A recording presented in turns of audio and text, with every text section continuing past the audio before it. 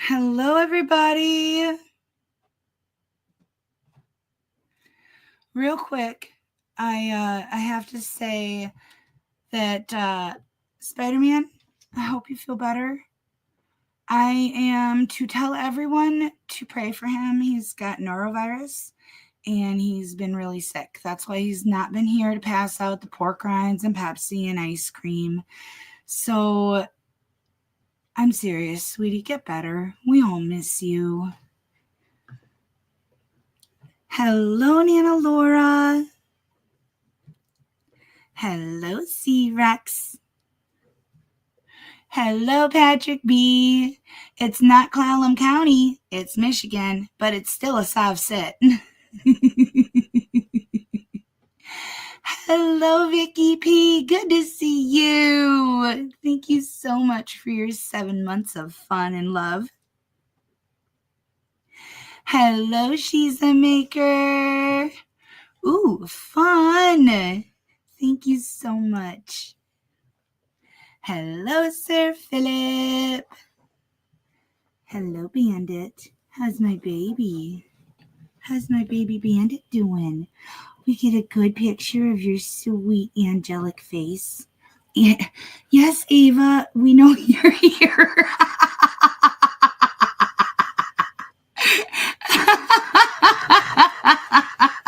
Let me scoot over for you. Yeah, she's not jealous at all. No, not even a little bit. Not even a little bit.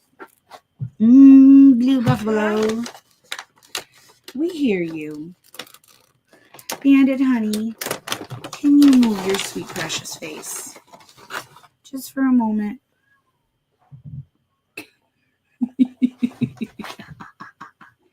I gotta crack this window. I just got out of the shower, so I'm roasting. Hello, Auntie M. I love you. Hello, Mortimer Duke. First, let's rock. Hello, Linda Applegate.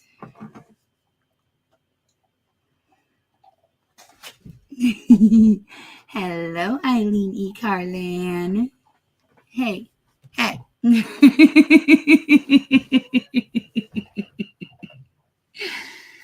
Oh, I told you I was in the shower. I promise it was necessary. One more. Just one. You sweet girl. Who's a sweet girl? Certainly not me. Spider-Man. The guy that's always passing out pork rinds, Pepsi, and ice cream.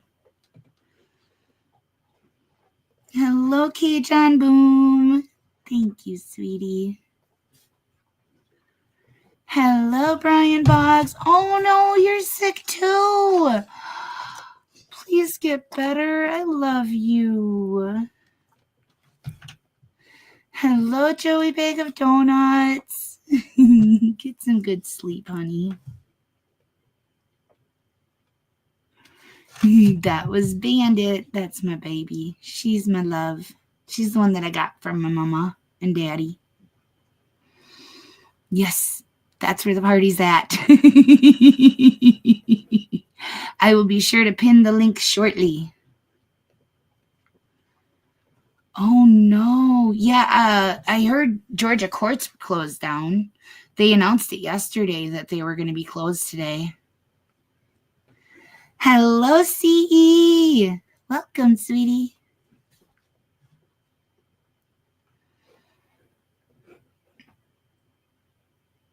I feel that.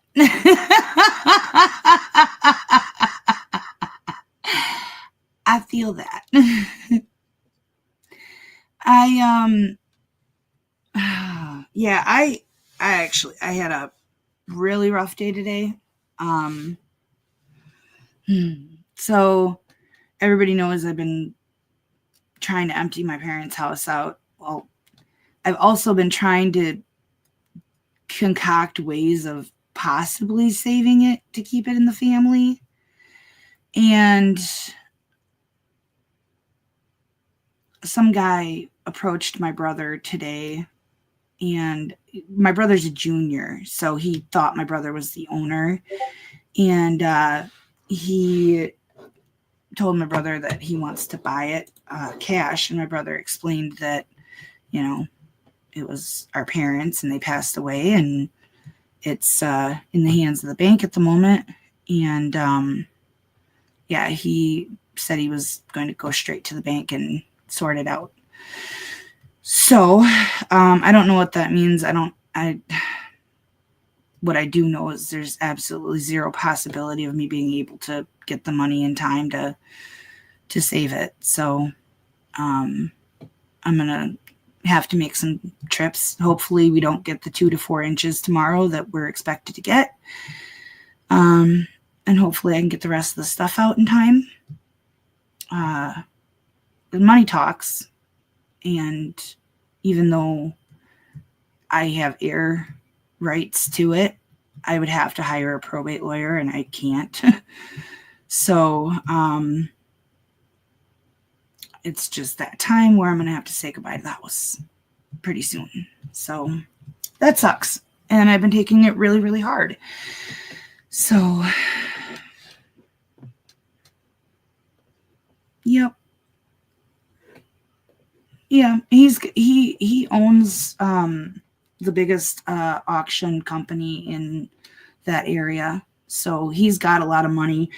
The property, the house itself isn't worth much. The house itself, it's a tear down. But the property is worth a lot, especially since they're redoing the railroad station that's right behind the house. And so he's probably putting like a motel there, or some type of, rental situation, because it's a double lot on a corner. And yeah, it's a very sought out property. Like, my parents had people approach them a lot throughout the years, but of course they would never sell it. And yeah, I don't get the choice. My brothers they don't want it. They don't care. Like, they're done with the house. They don't see any value in keeping it. And it's like, it's an investment opportunity, for 1/3 the cost of, or actually the land itself is probably like $300,000, but the house has to be torn down off of it. So you got to take that cost out of it. But I mean, they owe a fraction of that. So for what it is worth, I think it'd be worth it to keep it. And they don't. And since I'm one of 4, I don't get the choice.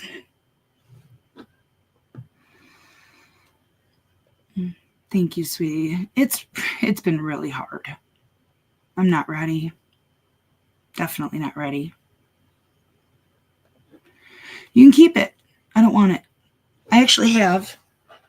Oh, it's in the kitchen. I have something to show you then.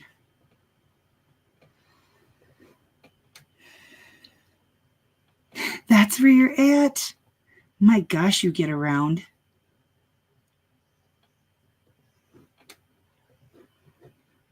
Thank you, Patrick B. It sucks. It sucks.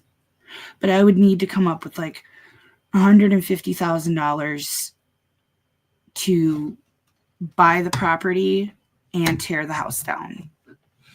And there's no way that I can come up with that. That's an impossible figure for me. Ever. So it is, it's just, it is what it is, Yeah. Teach her to pick pockets and then take her out on the town.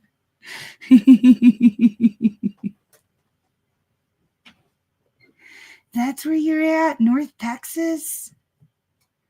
Fun stuff. Yeah, I didn't know that it snowed in Texas until recently. I mean, I knew that it did sometimes, but every time I heard of it snowing in Texas, like I heard of it shutting the whole cities down. Like they couldn't even drive on drifting snow because they didn't have any plow equipment or anything like that. And so they just were completely ill prepared for it. And then I found out that the northern part of Texas, the square at the tippy top gets snow every year. See, we in Wisconsin, we used to get like I have pictures that to prove it from all of the trunks of stuff I've been going through. We used to get like feet, like mountains of snow. And I used to go shovel that stuff when I was a teenager. I mean, that's how I made my money in the winter. And my dad would tell stories of how he could jump off of garages into the snowbanks and make snow angels and stuff and be perfectly fine. And now we just get cold. That's it. We get barely any snow, maybe 2 or 3 decent snowfalls a year, but they are nothing like they were when I was a kid. Now it's shifted and all of the good snowfall is happening other places.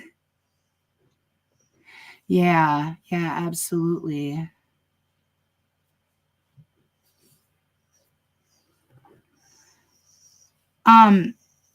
It's too close to the other houses.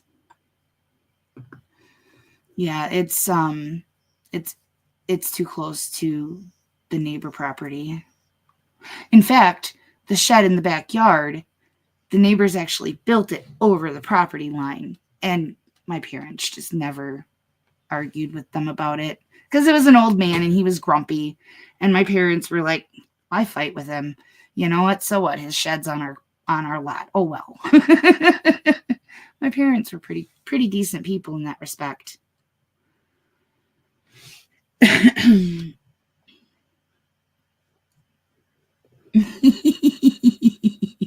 I don't know about that.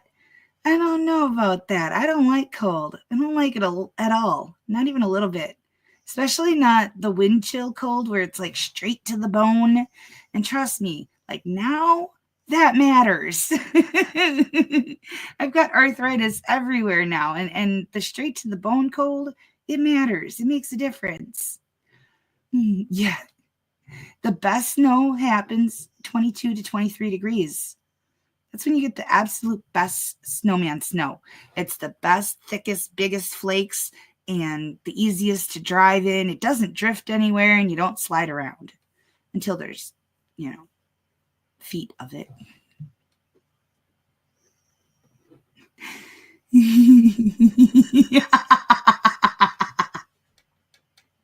Hopefully. We used to always say the devil's wearing long johns, because when people would say a snowball's chance in hell, yeah, devil's wearing long johns. I gotta close this window now because now it's cold, and I got 3 cats in the window. Hey, come on, you guys. Oh, Bandit, Billy, come on, big butt, come on. Oh my gosh, you guys, you would go out there if you had the opportunity. Hi, Earl. Oh.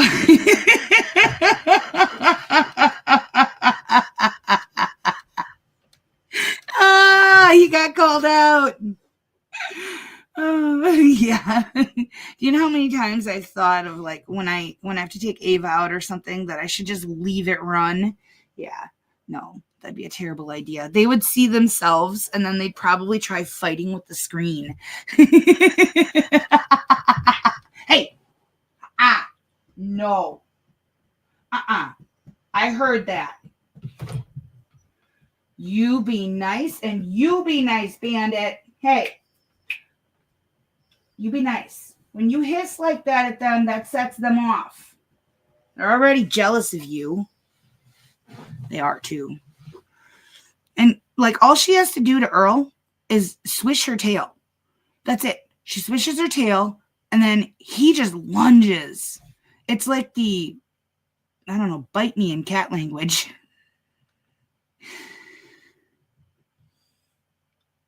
They are. I know. Esquire is too, but she refuses to come in here. I'll bring her in here, and even with licky treat in hand, she zooms off. They're all quite beautiful. Billy's just a tank. Earl's, he's skittish. He does not like to be held or cuddled. He does like his scritches once in a while, but see, like, I start giving him his scratches, and he's like, nope, I'm out of here. I'm done. No human today. So the docket is at 90.1. It's almost done, guys. I hit export an hour ago, but unfortunately, I still don't have a fast drive, so it's going on to the normal drive, and so it not quite fast. But I'm trying, and I left my beverages in the kitchen. Oh no! Ope is right. I'm oping hard tonight. I am. Yep. So, let's see what else new has happened. I found, hold on. So I collect coins, and one of the things that I found, oh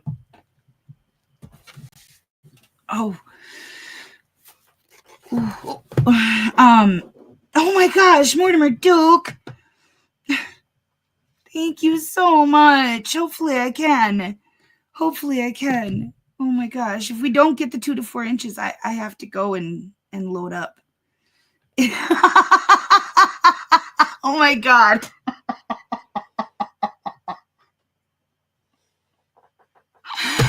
I love you so stinking much.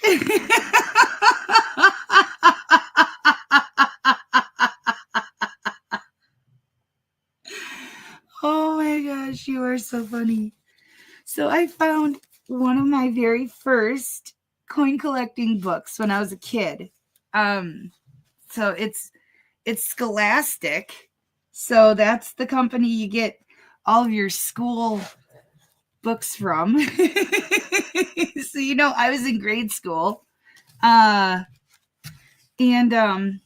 it's got, this one is the National Parks Quarters. But it's the collector's case, and you can see it got put on a shelf before I got it filled. So I have to go through all my quarters and try to find all of the rest of them. And then it's got the guide to the national parks. So I thought that was so cool to find it. And then I have another one, which is just a giant board, and it's for all of the state quarters. So, but I know I grabbed it and I put it somewhere. It's in the stuff, and I haven't refound it in the stuff that's been unloaded. But one of the cool things with that I do, like, okay, I used to work in a factory, okay, and I would just randomly go up to people that worked there, because we'd always get foreigners there, and I would just randomly go up to them, and I'd be like, what country are you from? And then they tell me, and I'd be like, do you have any money from where you live? Can I trade you? And I would buy coins off of them. It was one of my favorite things to do. So I've got tons of Canadian coins, our neighbors and friends, and then I have a ton of coins from Turkey. And I have some franc from France money. I've got Guatemala. I've got one that I absolutely love. Let me see if I can find it. And I mean, these aren't really worth anything, but love foreign money. Foreign money to me is just, it's beautiful. It's amazing. I love looking at it. I love, you know, playing around with it. And I've got to order sleeves. One of them that I have is from Trinidad and Tobago. And I'm trying to find it so I can show it to you, but it's got damage on it. Here it is. So this is Trinidad and Tobago. It is a hummingbird. Isn't that so sweet? But it's got damage and corrosion on it. So I don't have any wooden nickels. Golly, do I wish. Well, I have a wooden nickel, but it's a bar token. There are a couple of those too. There's a Village Green Tavern, good for 40 cents in trade. So something that's really cool is that the first coupons were coins. So I have a couple of coins that say, you know, good for 5 cents off of Camay soap or something like that. Because that's what, you know. Hey, no. Stop it, you guys. Oh my gosh. And then I have a couple of different styles of, this is a Reader's Digest promotion thing that they did.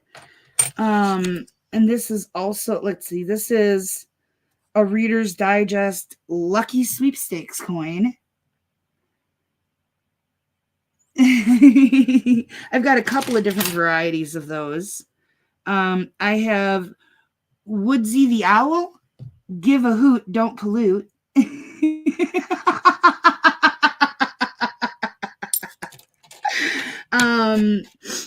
Yeah, I mean, like I said, they're not valuable in terms of, like, you know, monetary, but to me they're the best thing ever. Like, here's Wagon Wheel Tavern. This is an old one. That was actually a place in Baraboo, and it's good for 5 cents in merchandise. But this was a place that was around when my parents were young. My mom and dad told me stories about it. So I remember that place from their stories, but it was gone before I was born. This one is from Poland. I love that. It's so beautiful. So yeah, if you ever want to make me super happy, like, send me your, I don't even care, your lowest denomination coin. I would go absolutely bananas. I love them. They make me happy. Even if they're not worth anything, they're worth something to me. I'd love to have coins from everywhere that my subscribers are. That would be amazing. Jamaica. I got Jamaica. 1969. Yeah, Jamaica. Isn't that cool? I love it. So yeah.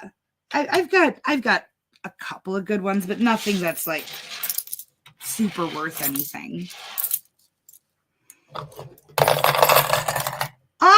No, that's just what we do.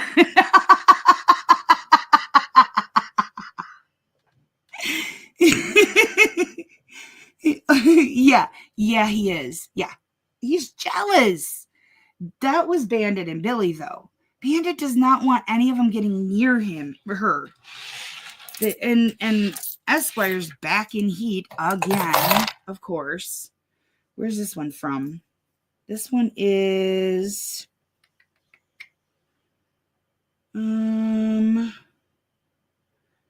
Estados Unidos Mexicanos. That's so cool. I love how it's got the 2 layers. Hi, baby. Baby beautiful. You just, oh. Okay. I guess it's done. Give me just one moment. And y'all can't forget, I even have my Star Trek money. My Leonard Nimoy and my Star Trek Federation dollars. So it's not just, it's not just the real money. It's also the funny money that I collect.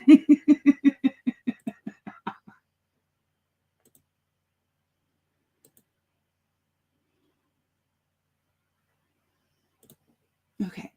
Ejecting now. You put that tail away, mister. Okay.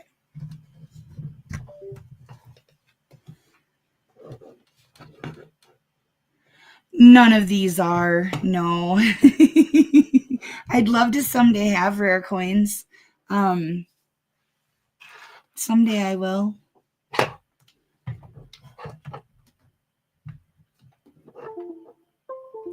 There's a few that I want to have sent off for grading, but that's expensive. That's like $225 to send a coin off for grading. And I've got other priorities, like water, shelter. Oh, honey, you have missed nothing. I have not started yet. So welcome, Jean Chavez. I'm so happy you're here.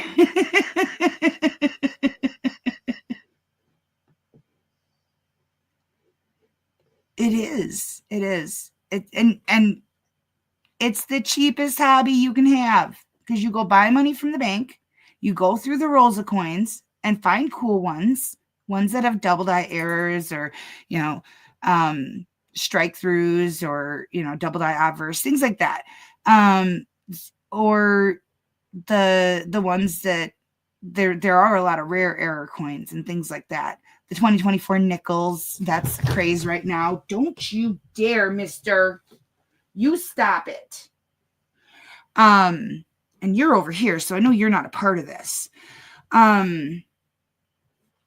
So you go to the bank and you buy the coins. And then once you've gone through them and pulled out the special ones or, whatever, you take them back to the bank, change them in, and get more. It costs you nothing. It's so great. I used to watch the Coin Channel a lot. I haven't watched them for quite a while. These are two of the earliest coins that I ever bought. It's 40% silver, 1968. Yeah. This one, $2.50. And then this one is half silver, 1964. So, yeah, $9, $2.50. But they're worth a lot to me because they were the first ones that I ever bought. Hello, Robert from Cologne in Germany. I was killing time while waiting for the cases to get done.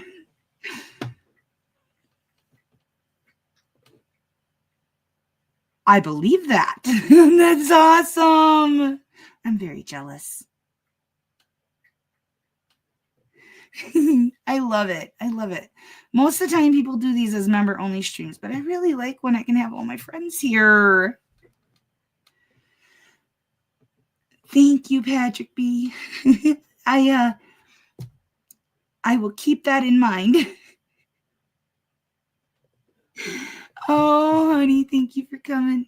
We're going to get ready and watch a sob set.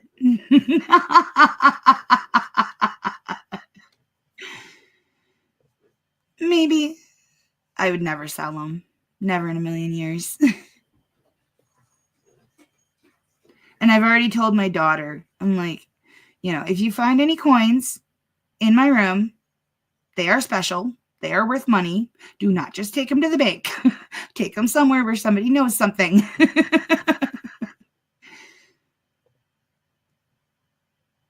In the event that, like something happens to me,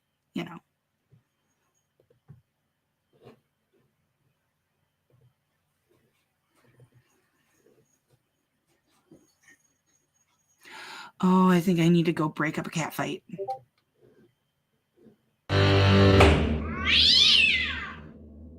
Okay, thank you. So, to this person on the device just labeled Mac, would you be Stephen Smith? My Christian appellate name is capital S, lowercase Tepehen, capital S, lowercase Mith. Okay, so that would be a yes. Thank you.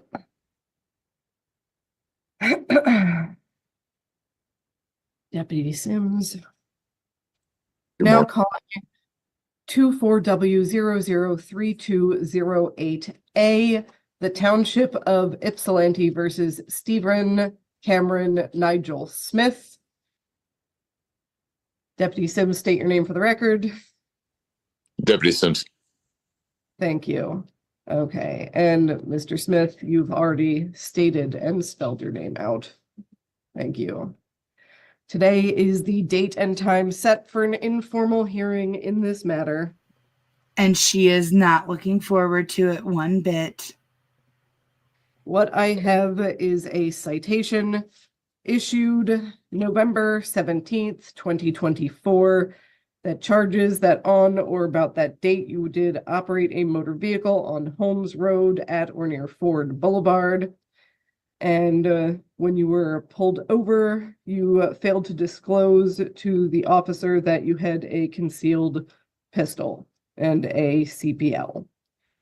So it looks like you were also cited for having a window tint. I don't have that citation, which presumably means that it was paid. So again, this is a civil infraction. There is no criminal penalty associated with this, no jail time, no probation. There is, however, a fine. Before we get started, Deputy Sims, was there anything that you wanted to say? No, ma'am, I'm ready to proceed. Okay, thank you. Just a moment. Okay. So, Mr. Smith, as you have likely heard already, you have three basic options when it comes to this citation, and these are your three options. You can accept responsibility, that is basically admit that you did not disclose per MCL 28.425F that you had a license to carry a concealed pistol and that you did not present that immediately to the peace officer when you were pulled over. You can accept responsibility with an explanation, so the court can take into consideration any mitigating factors and potentially lessen or eliminate the fine. Finally, you can deny responsibility, that is, deny that you failed to disclose your CPL immediately, at which point we will proceed to the informal hearing. I will swear in both sides, take testimony, and make a decision based on preponderance of the evidence. Which of those three options are you going with?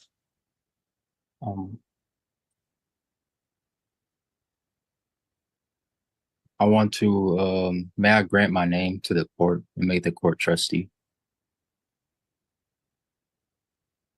Okay. But the option 3, as your question, I deny responsibility and I have an explanation. Okay, so if you are denying responsibility, then I'm going to swear you in and swear in the deputy, and I will take testimony from both sides. So let me explain how this is going to work. After I have sworn you both in, I am going to take testimony from Deputy Sims first, because Deputy Sims is the officer in charge of issuing the citation. That means he's basically the plaintiff in this matter, okay? Once he has finished his testimony, which you are not to interrupt, it will be your turn to testify. He is not to interrupt you either. After I've heard the testimony from both sides, I will make a decision based on preponderance of the evidence. As I stated before, that is a 49% to 51% standard. So basically, whoever's testimony is slightly more persuasive. This is not a criminal case. It is not beyond a reasonable doubt in this situation. So Do you understand? Do you comprehend everything that I just said? I do comprehend. Thank you. Okay, raise your right hand, You can tell she's done this before. Deputy Sims, and Mr. Smith, you will have to tell me when it's raised if you're not turning your camera on. It's raised. Do you swear or affirm that the testimony you are about to give is the truth, the whole truth, and nothing but the truth to the best of your information, knowledge, and belief, Deputy Sims? I do. Mr. Smith? Yes. Thank you. Okay. Deputy Sims, you may proceed with your testimony. On 11/17/2024, at about 3 a.m., my partner and I observed a black Ford Fusion. It was on Ford Boulevard. I believe it had just turned onto Ford Boulevard with tinted windows. Proceeded after the car. It turned into the gas station there on the corner, and we followed it into the gas station and proceeded towards one of the exits. Before it returned to the road, the driver, Mr. Smith, exited and began yelling at us. At that point in time, we activated our emergency lights and conducted the traffic stop there. We made contact with him, explained the reason that we had followed behind him. And when I approached the vehicle, I looked in the vehicle and I observed a firearm on the passenger seat. At no point in time during that did I hear I have a CPL until after the firearm was located. He was detained. His CPL was verified. He was issued the citations and released.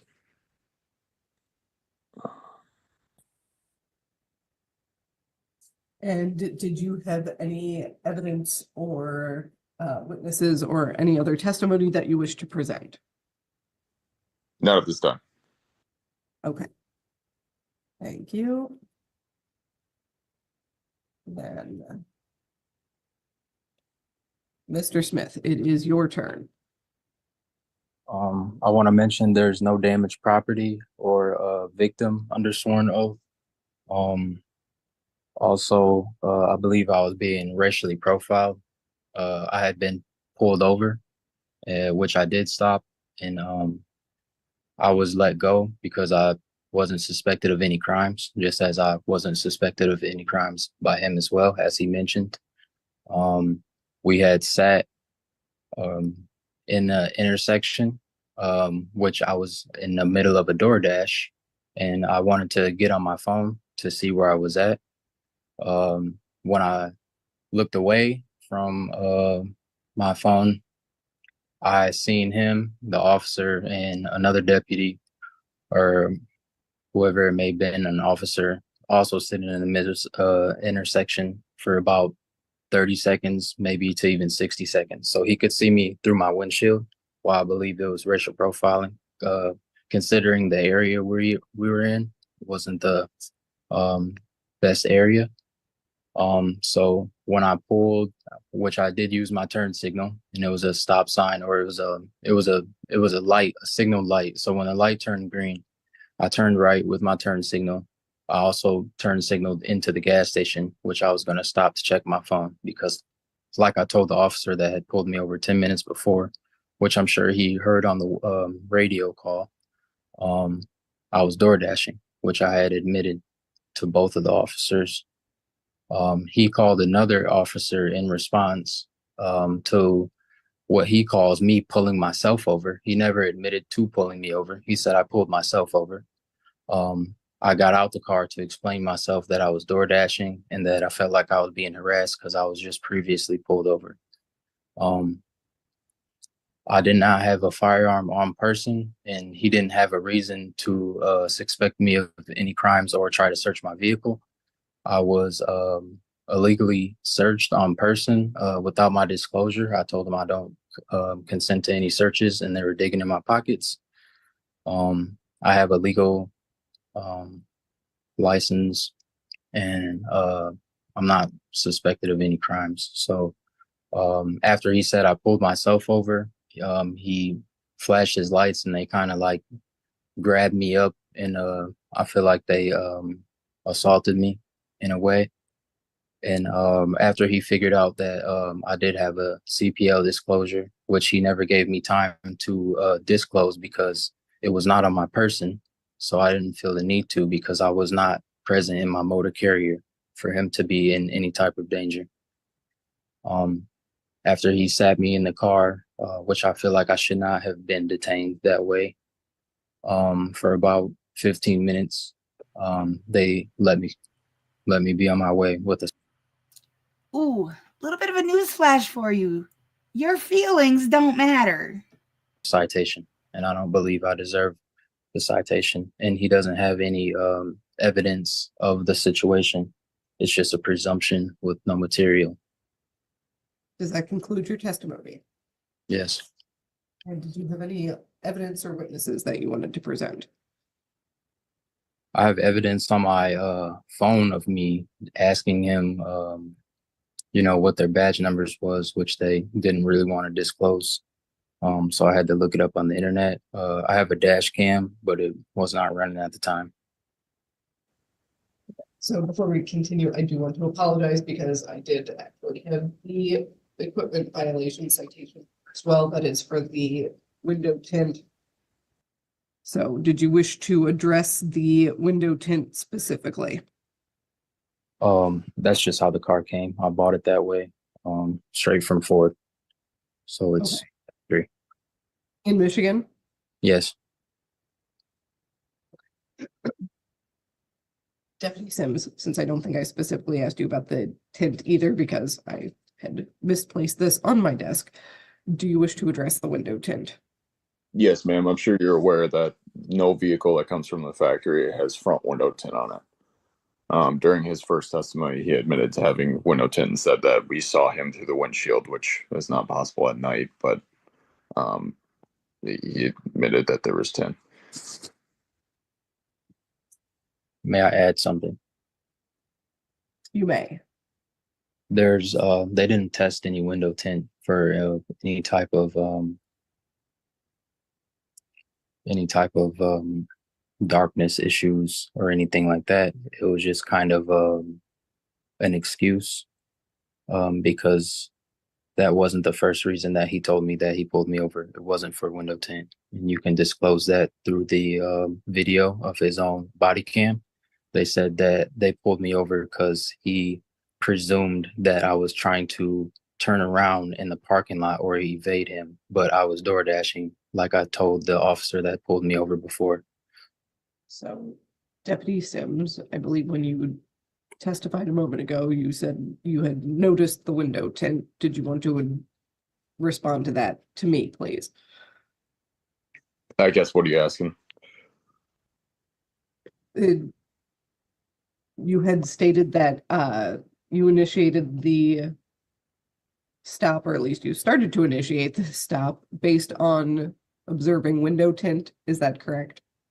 So yeah, I mean, I was with my partner. So there's also the part of he came off of Holmes Road, if I remember correctly, turned right into the parking lot, and then cut through the parking lot to go back onto Holmes Road. It didn't seem like there was any intention of him trying to stop at the store or anything like that. So he's also cutting through the parking lot. May I add? You may. I did not try to cut through the parking lot, as I mentioned before, and prove to the officer before I was door dashing. And if I would have been on my phone, then he would have tried to get me for that as well. So I safely pulled over to where I could view where I was. And it was his presumption that I was trying to turn around in the parking lot, but my car wasn't parked. Okay, thank you. Give me just a moment. So the court is ready to make a decision in this matter. So in regards to the B ticket, that is the equipment violation, basically having obstructed vision with window tint. At this point, the court is finding you not responsible for the window tint, Mr. Smith, because based on just the testimony today, I don't think there's enough established to confirm whether or not the window tint would have been in violation.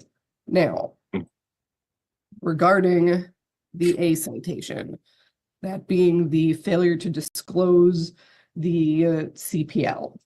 The court is finding you responsible in that matter. And that is, again, based on MCL 28.425F. Basically, an individual licensed under this act to carry a concealed pistol and who is carrying a concealed pistol and who is stopped by a peace officer shall immediately disclose to the peace officer that he or she is carrying a pistol concealed upon your person or in your vehicle. May I So- add, please? Well, no, because at this point I'm making my ruling, and the pistol was in the vehicle. I understand it doesn't sound like you were in the vehicle at this point, but you were engaged with the officer, and it was your responsibility as the person with the CPL to immediately disclose that you had a CPL and that there was a weapon in the vehicle. So you are being found responsible. Again, this is a civil infraction for a first offense. There's a fine here of $500, and your license to carry concealed is being suspended for 6 months. Now, what I am going to say is that you do have the right to appeal my decision as the magistrate. If you do so within the next 7 days, the case will be reheard by the judge. So How do I appeal? you would have to either consult with an attorney or you can talk to the clerks about getting the paperwork. I cannot give you legal advice. So Yeah, because This- I wasn't, as he stated before, sorry, I wasn't actually engaged in a traffic stop. That was the problem. I got at this point, the court has made its ruling. This hearing is concluded. I believe that concludes the docket this morning. I have given you an idea of what you can do next, what your options are. You can file an appeal if All right. She just muted him. She was not even going to hear it. That was it. She's like, okay, I'm done. You're done. Yeah, that was a fun one. He didn't go on the entire spiel, but he was, tiptoeing that line. He was working that script a little ways. Yeah, that that was from today even. So now this one is fun. Yeah. Yeah. The first case we have on the calendar is 20M 23493 Deborah Grimes versus Anthony Black or Gary Anthony Benz. Thank you so much. I finally got connected. I missed everything you said, but I am now here. Thank you very much. Okay, Ms. Grimes. Okay, Ms. Grimes, Anthony Black or Gary Anthony Benz? No response. Correct. Next case is I'm 21M. here. No. I'm here. You don't hear me? Ms. Grimes, I've already selected you here. You're not listening to me. I'm talking here. about Anthony Black and Gary Anthony Benz. Okay. All right. All right. Put yourself back on mute. Next case is 21M 06295 Troy Capital versus Eddie Hardy. Mr. Day, Thanks, I'm in the right court. put yourself on mute, Miss Grimes. There you go. All right, Mr. Donahue, I'm gonna take Miss Grimes pro se first. And That's then, fine. I've got to talk to 2 other, Your Honor. So Okay. that's good. Okay. Be gentle, Your Honor. No, I'm just gonna, as long as you got the proof, I have no problem. That's where it's at. The proof is As in the pro pudding. se, I'm doing my best. Nah, but we can't guide you other than say other than what it is by law, because we hold you to the same standard if you are practicing law in front of us. We're neutral and detached. We can't have a outcome in your situation. Go ahead. Could you raise your right hand? Do you swear affirm testimony you give going to be the truth, the whole truth, and the perjury? I do. All right, go ahead and tell me what's going on here. It looks like you're asking for $3,354. I am, because if I'm the attorney, I would have charged somebody, so I was angry when Well, I you put this. can't- Well, Well, that's not how it goes. It's what you can prove. Go ahead. well, what I did in 2000, I purchased a car. Mhm. I met this guy through next door. He said that he would do, I needed a tune-up. I said, cool, how much would you charge me to do a tune-up? So I gave him that extra money. And then he reposted the same car, but went up $100 because that's basically what I paid for the tune-up. So I called him and I asked him, what's going on with this? He said, well, that's your problem. He said, you don't have the car. He promised me the car because when I went to test drive it, I could not test drive because the blower wasn't working. It was rainy, cold around this time of the year. And I couldn't test drive because the windows were all fogged up. So he says, by this weekend, I'll have your blower working.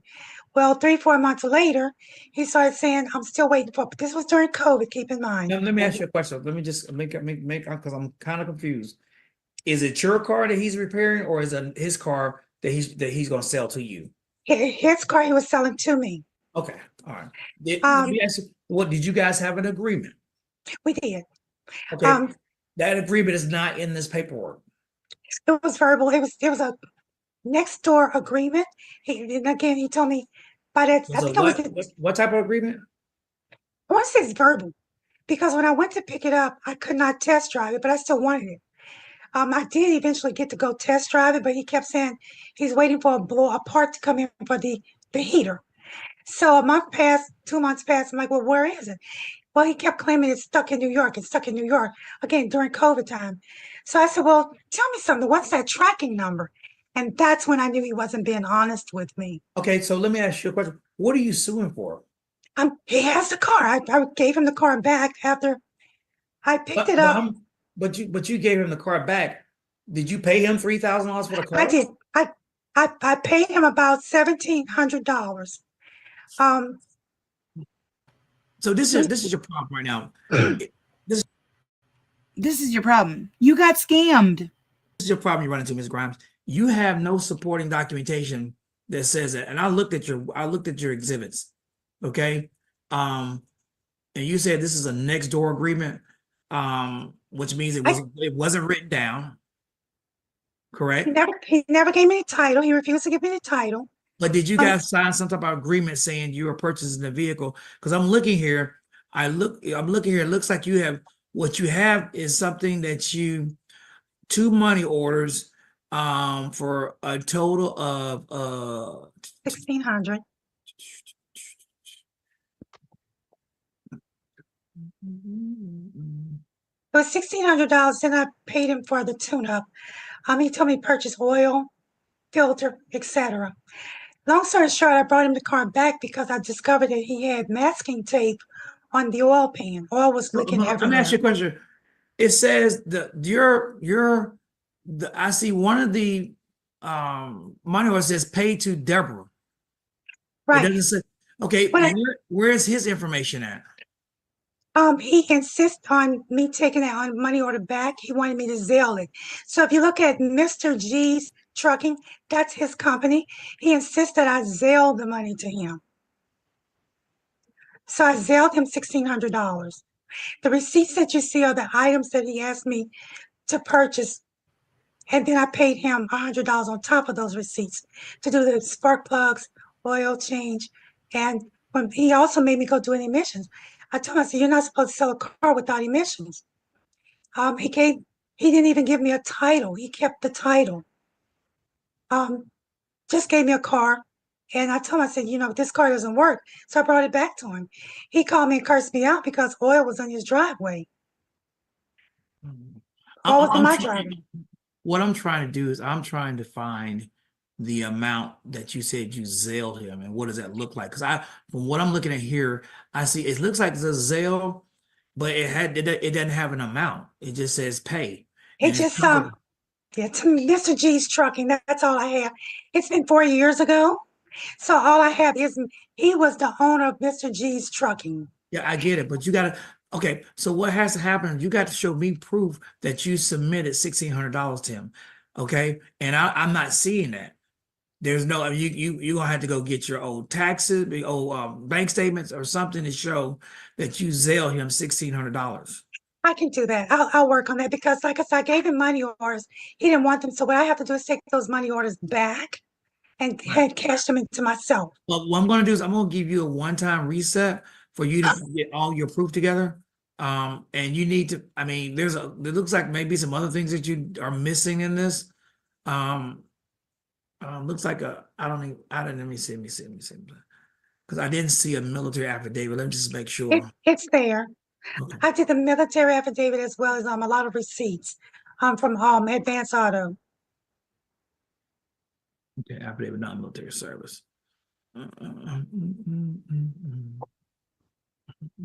Gary Anthony Benz is his name. Yes, he went by Mr. B, so that's why there was confusion with what was his name. It took me a while to figure out his name.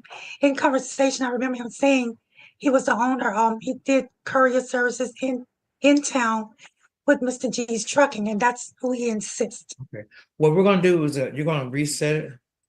And let me ask you, Madam Clerk, can you reset this to a in-person calendar?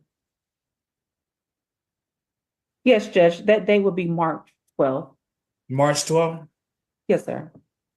All right, Ms. Grimes, make sure you bring all your paperwork in, okay? And what time is that gonna be, Madam Clerk?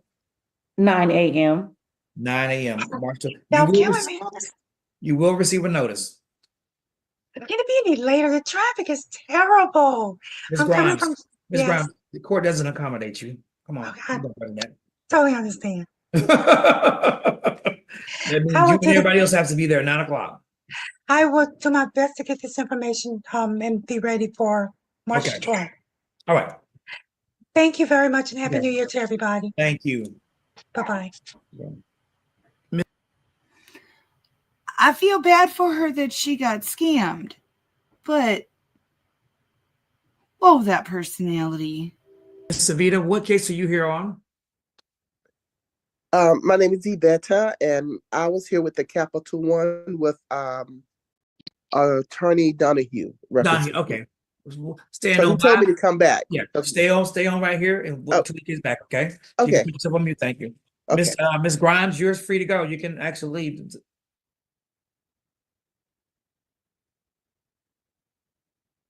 Miss Grimes, you're still on.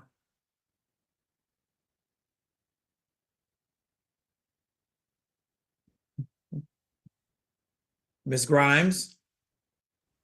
I'm sorry. I'm trying to figure it out. Oh, I thought she was oh. gone. I No, closed look, the computers look down off. to in your right hand, in the right hand corner, there's gonna be a little red thing that says leave. Got it. Thank you so much. There you Have go. a great evening. Thanks for your patience. You're good.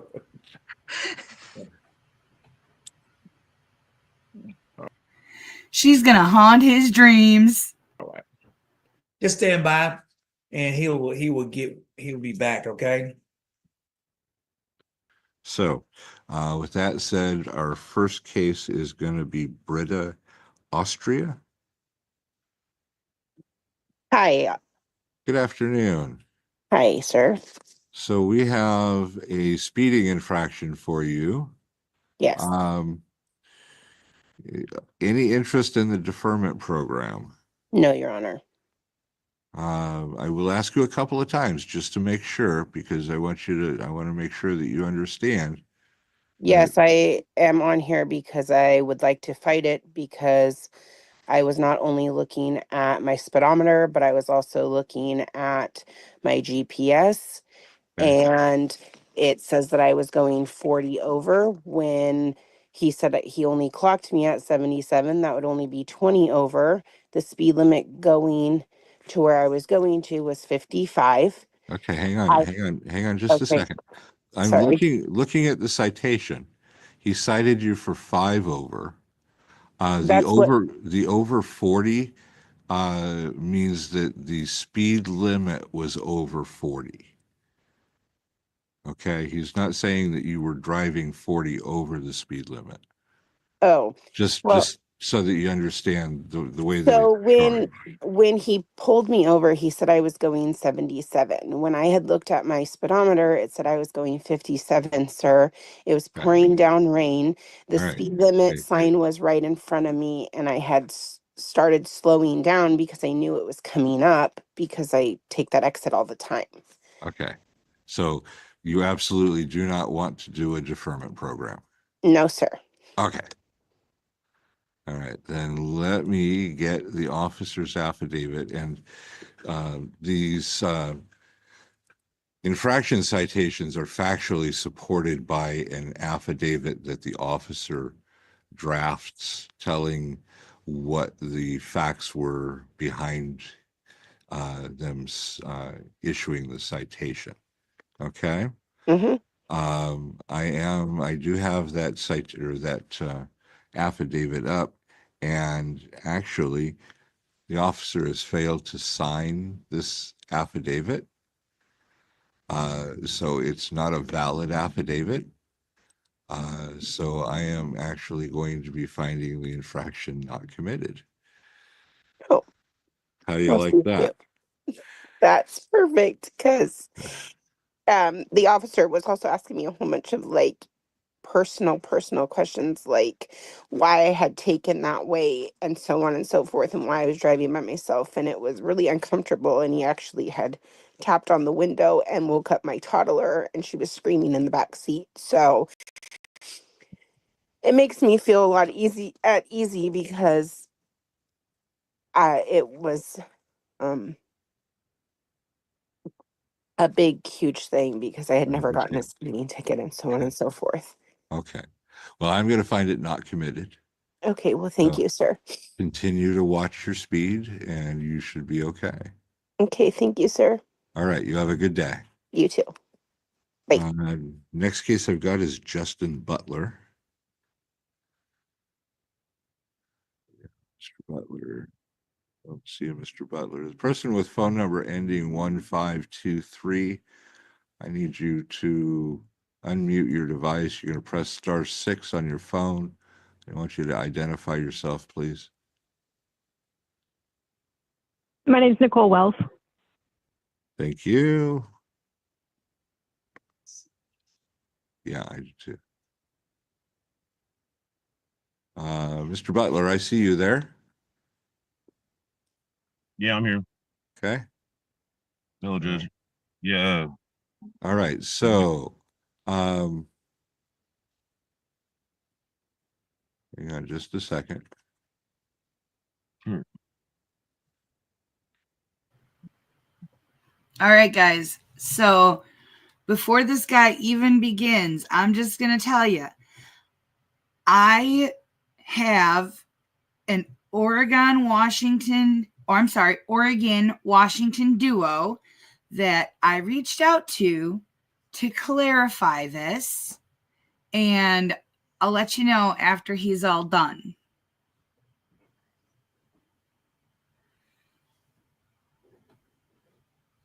So I see that we have 2 infractions. I Yes, have sir. a speeding infraction and driving without a valid license. Yes, sir. Any interest in the deferment program? No, thank you. Okay, you sure? You understand if we go past this point without going to the deferment, it's no longer available? Yeah, I get that. Okay. So you want a contested hearing? Yeah, yes, please. So why don't we go ahead and talk about the no valid operator's license? Okay. What's the situation there? I don't know. That's happened to me 3 times in Catalyst County, where they've said such thing, and it already got cleared up in court one time, and then they took me to jail for 4 days one time, 2 days one time. I won every time, and they still say when they pull me over, I don't know why, but I have my license right here, and it's a new one I got the week after he did that, just to show you that I've had my license the whole time. It's never Is it a been Washington driver's license? not in Oregon. Oregon driver's license. Okay. Yeah, yes, sir.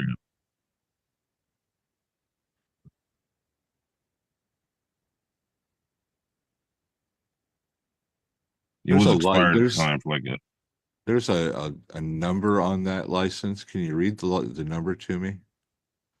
893-1818. Okay. Yeah, according to Washington DOL, you've got an Oregon driver's license with that license number on it. Yeah. Okay.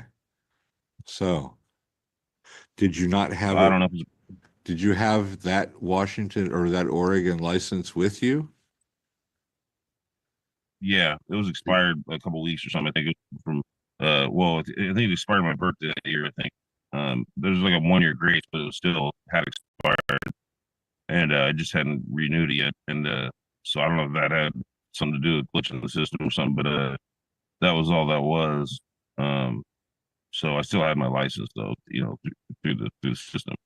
But yeah. So anyway, I don't really know why it came with such. Okay, so when did it expire? On April 2nd of last year, I think was when it expired. I'm sorry, sir. You're breaking up. I didn't April hear the 2nd, date. April 2nd of last year. 4/2 of 24.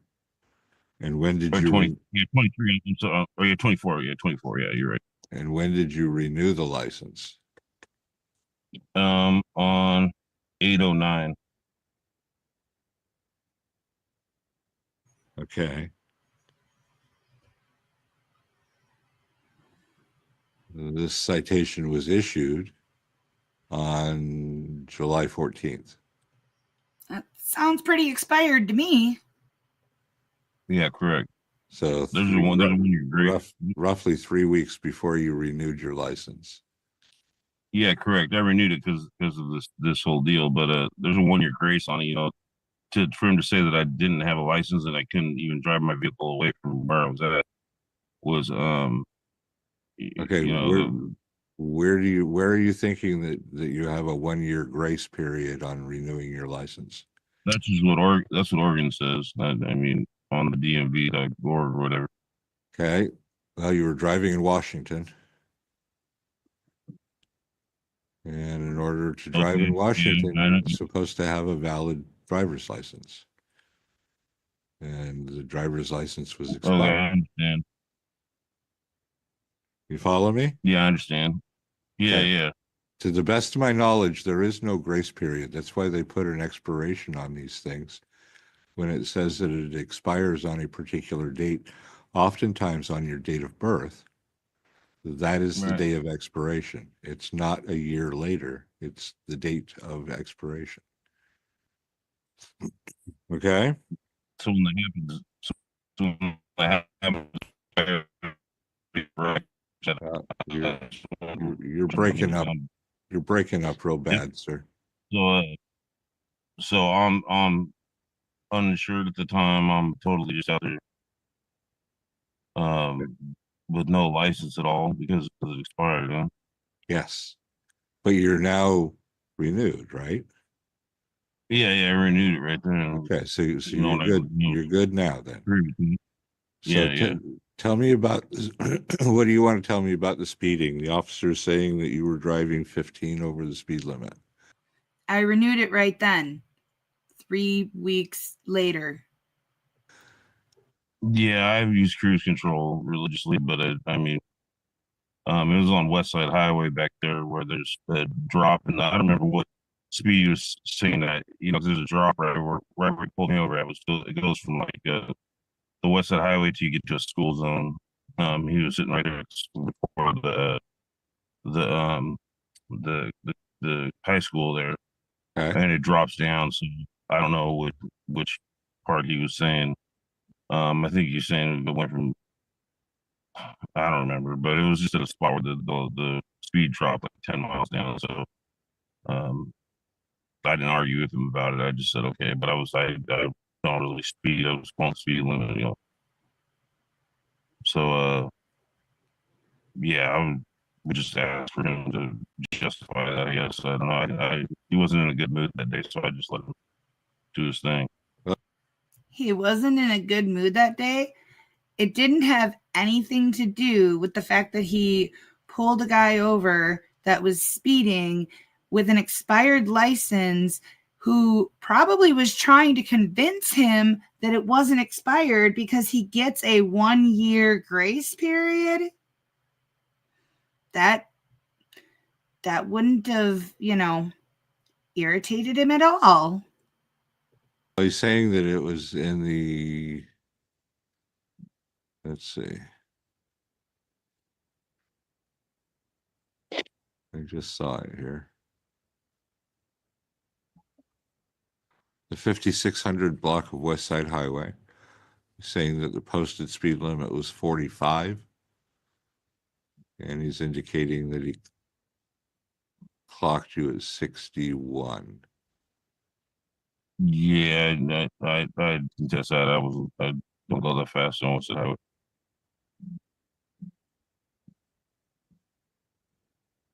Okay.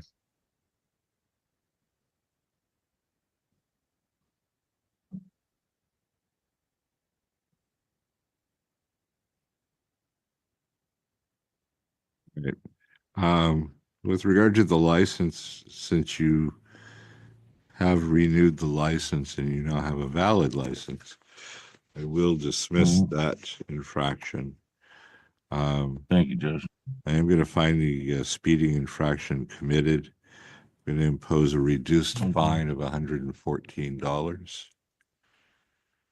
Okay.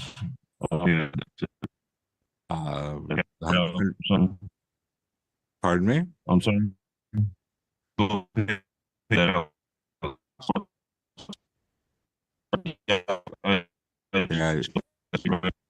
I'm not understanding it, a word that you're saying there. Okay.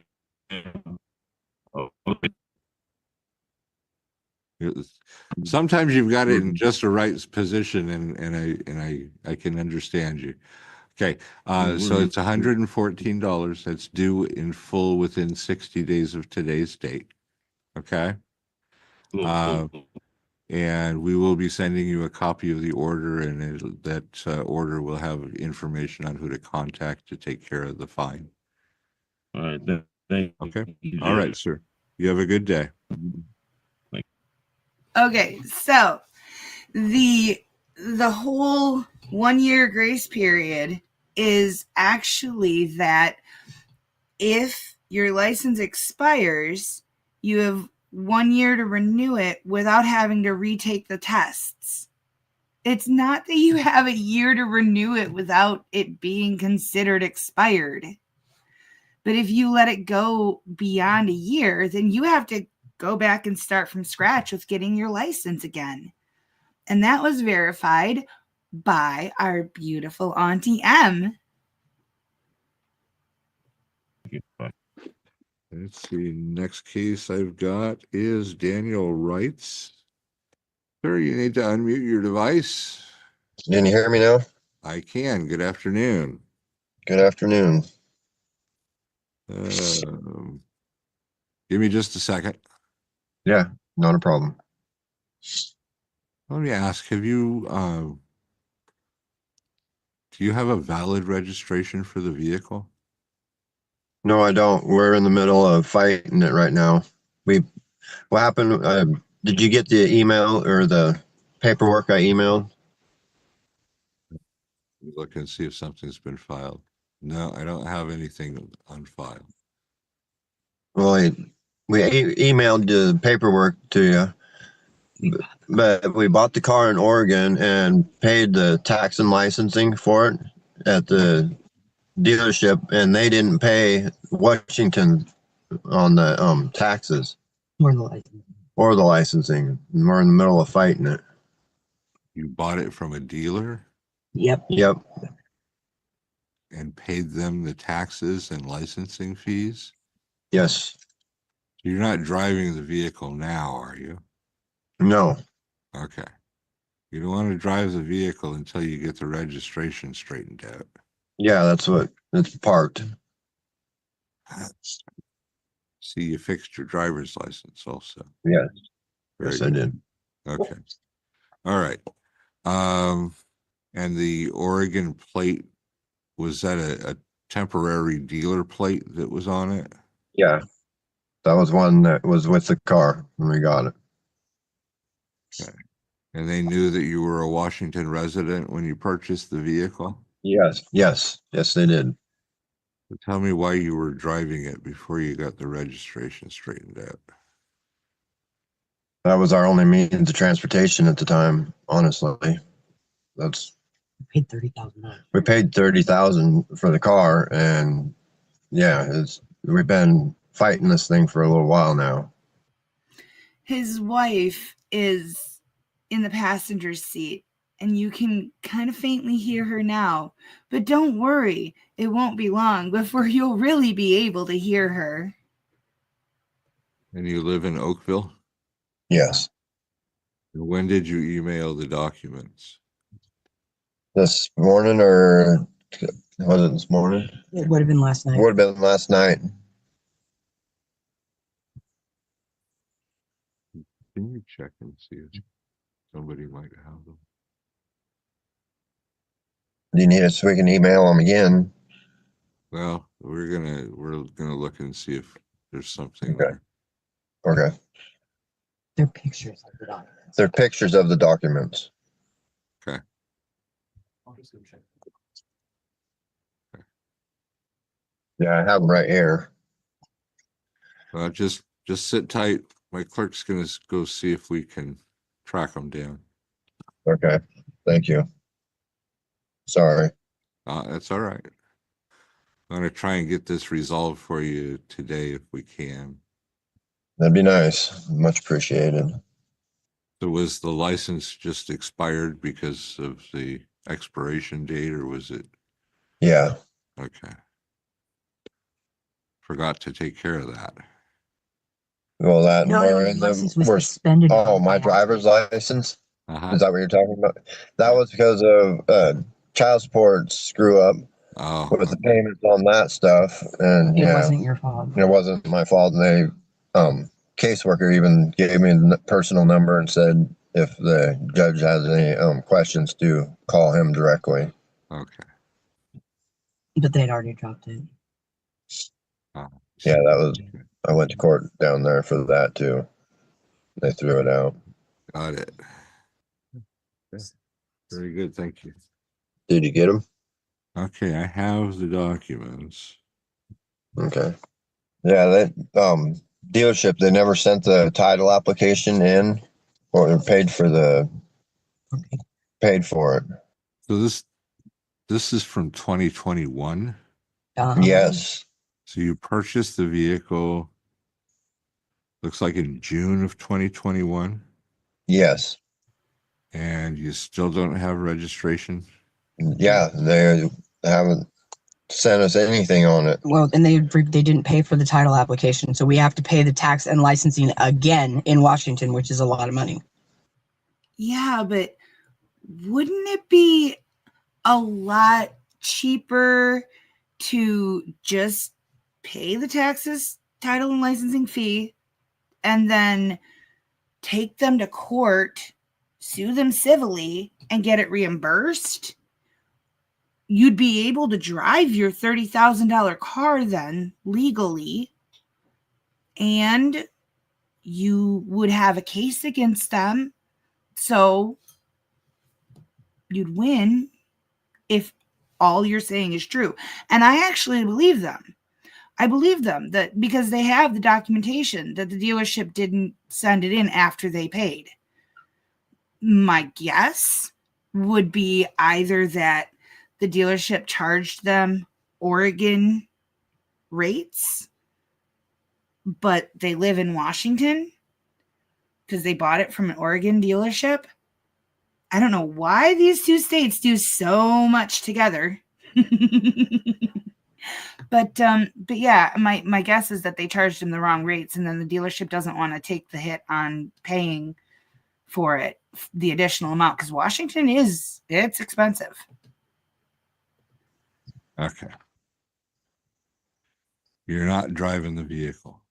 No, I'm not. And you're not going to drive the vehicle until you get the title and registration straightened out. Yeah, that's what major deal. That's why it's parked right next to us. Okay. Not even for emergency purposes. That vehicle does not exist until you get the title. I understand. Right? I understand. All right. I'm going to dismiss the infraction. Thank you very, very much, Your Honor. Don't come back. I don't want to see you because you were driving the vehicle. If you I can absolutely understand. have to drive the vehicle, you get a temporary permit. It's a 3-day Okay. permit you can buy. Okay. Thank you so much. I But appreciate it. otherwise, do not drive that vehicle. Okay. Okay. Good Thank luck you, Your getting it straightened out. Yeah, thank you very much. Okay. Have a good day. You too.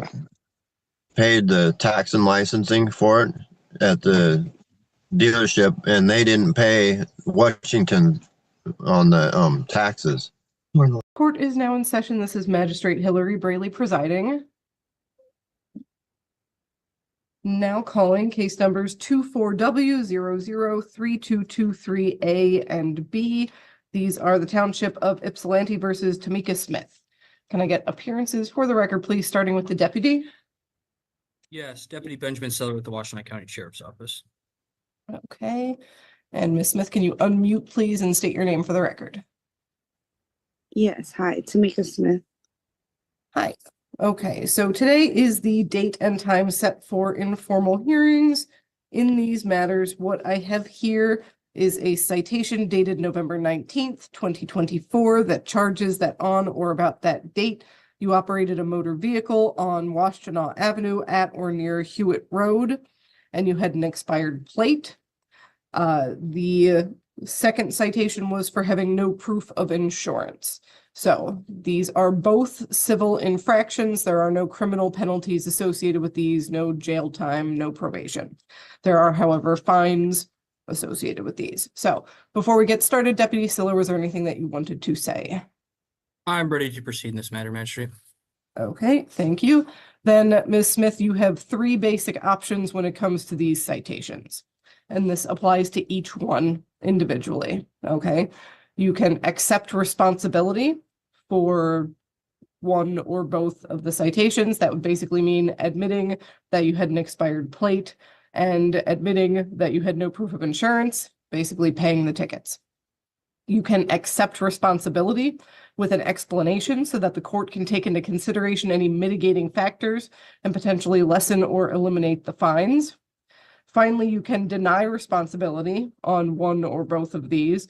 That would mean basically that you would be denying that you had an expired license plate and or denying that you had no proof of insurance with you, at which point we would proceed to the informal hearing. I would swear in both sides, take testimony, and make a decision based on preponderance of the evidence, which is a 49% to 51% standard. Okay, so do you understand all of those options? Yes, ma'am. And which one would you like to go with for the expired plate citation? I'll just take the responsibility for it. Okay. And for the no proof of insurance citation, which would you like to do for that? I'll take the responsibility for it as well, but I kind of did have something to say, if that's okay. Okay. Yes. I don't have it at the moment still. It has been like rough money wise. And insurance is kind of expensive. But I do have an appointment. I have an appointment tomorrow morning at 9 o'clock with the insurance agency to try to get some insurance, and plus I get paid tomorrow, so I should be able to get that taken care of. And I didn't want to make my Secretary of State appointment until I had the insurance taken care of. Okay. Okay, thank you. Give me just a moment.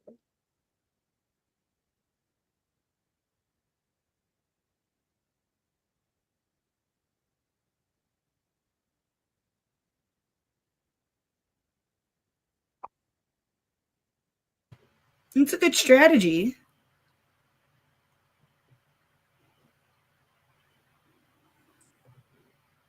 Love Weird Al. Miss him. Haven't heard him forever.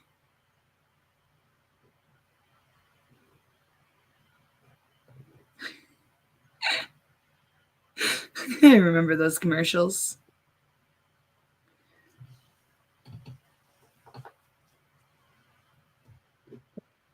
You said you've got the appointment tomorrow for the insurance?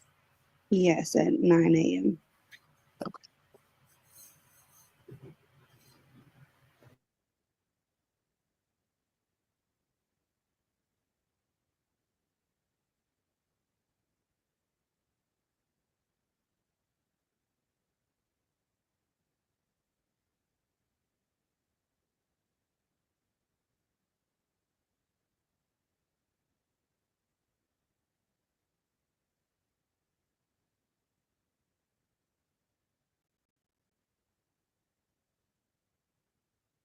Okay. So what I am going to do then with the no proof of insurance ticket, I am going to just a second. Yeah, I'm going to knock off $80. Thank you. You're welcome. So that does leave you with 75 on the no proof of insurance ticket, and it does leave the expired plate ticket. Okay. Yes, ma'am. Okay. Okay. And if there is nothing further, then this hearing is concluded. Both of you are free to sign out of Zoom. Thank you. Okay, thank you. Thank you, Magistrate. Have a good day. Okay, Hillary Brayley presiding. Okay, real quick. I just got to show you guys. I had my daughter bring me my purse so that I could show you. This is what I was going to show you earlier. I found this while cleaning out my parents' house.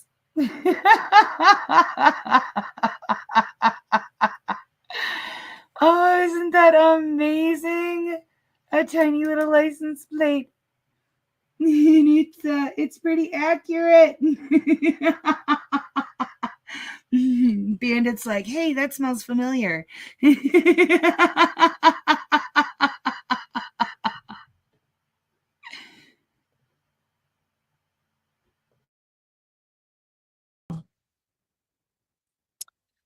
Now calling case number 24S44699917. This is the state of Michigan versus Dion Stegel. Can I get appearances for the record, please?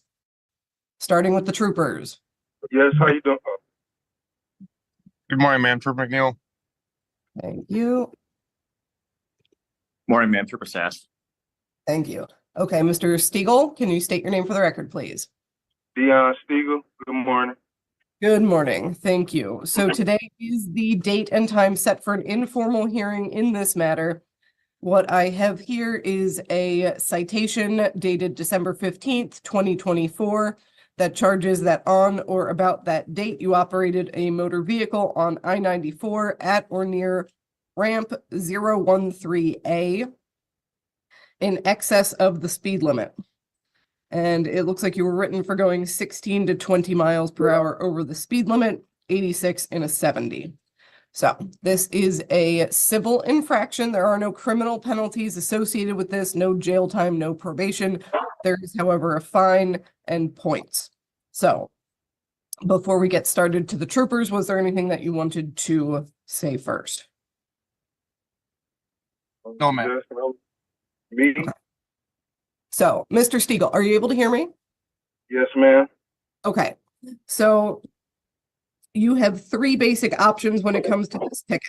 Okay. You can accept responsibility. That is basically admit that you were speeding and pay the ticket. You can accept responsibility with an explanation so that the court can take into consideration any mitigating factors and potentially lessen or eliminate the fine, not the points. The court does not control the points. That is totally the Secretary of State. This guy's facial expressions just scream, I'm gonna give you problems. That's all I hear when I look at his face. Finally, you can deny responsibility, that is, deny that you were speeding, at which point we will proceed to the informal hearing. I will swear in both sides, take testimony, and make a decision based on preponderance of the evidence, which is a 49% to 51% standard. Stand your options this morning. Yes. Okay. Which option would you like to go with? I really just want to get the ticket lessened down so I don't have any points. I clearly see, I heard you say y'all don't have nothing to do with the points. So, heard that correct? Correct. The court does not control the points. If the officers in charge of issuing the citation are not open to amending the citation, then the points are going to be what they are. Okay. Well, is he willing to dumber down the ticket or something, or like is that an option, or?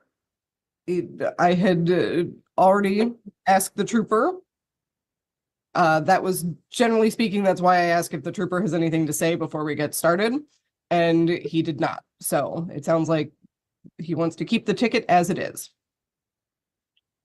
Yeah, that's crazy. So yeah, I like to fight it because I'm a truck driver, so I can't have any points on my ticket. I mean, any extra points on my license, ma'am. So I'm Okay. just trying to get the ticket dumber down because the whole situation was just, I feel Well, like here, taken okay. care of poorly. Before you say anything else, let me confirm a couple things. One is, are you saying you've got a CDL? No, I don't. I drive box trucks, so it don't require a CDL, but I have a Okay. chauffeur's license and stuff like that. Okay. So Okay. my career is driving, so I don't want to. I want to try to keep it as clean as possible. I'm cool with fines and all that and stuff like that, but 3 points is kind of crazy. That's crazy. Okay. So then your options are still either accept responsibility or deny responsibility. So are you denying that you were speeding? No, I accept that I was speeding, man, but I want to know if there a way that we can, what's the option that I'm saying that basically I accept that I was speeding. I understand that, but I want to dumber down the ticket. I want to fight that. Okay. Trooper McNeil. I don't understand why it's hard to dumber down the ticket. I'm here. I'm not showing. To clarify, so the court doesn't have discretion to just, if we go to a hearing and I find that you weren't speeding, then that's one thing. But the court does not have the discretion to just change what the charge on the ticket was without the agreement of the officer who issued the ticket. So, Trooper McNeil, did you have a response to any of this? Yes, ma'am, I do. There was a couple other issues going on that day, as well as he does not have a clean driving record. He actually has a traffic ticket he needs to get paid off. However, I understand that problem. I'm willing to drop it down to a 2-point violation that makes him happier with it. I'm not willing to reduce it to anything with no points. So why is that though, sir? Well, kind of like we talked about the day of, sir, without going too much detail, unless you really want to have a full hearing. Your driving record's not the greatest. On that day, we had some inclement weather. If you remember, it just stopped snowing, but there's still snow all over the freeway, and you're still going 16 to 20 over and failing to maintain your lane, right? So probably not the best idea to be driving, especially with a passenger. Okay. So at this point then, Mr. Stiegel, the officer in charge of issuing the citation has offered to amend it to something with 1 fewer point. Do you want to accept that offer? No. Okay. So at this point, you have stated that you understand that you were speeding and that your point of contention here. Okay. So the ticket is going to stand as it is, and you've already admitted that you were speeding. So, yes, I understand. Okay, then you are responsible for the civil infraction of speeding 16 to 20 miles per hour over the speed limit. There's a $160 fine associated with that. That's crazy, man. That's crazy. Anything to catch somebody up. Okay, thank you. Your hearing is concluded. You are free to sign out of Zoom. You were offered a deal. You turned it down. You admitted to speeding. They're not catching you up in anything. You did this to yourself. So what's next? I just get the 3 points and pay the fine? Yes. So I can't have another hearing or nothing? I can't fight that?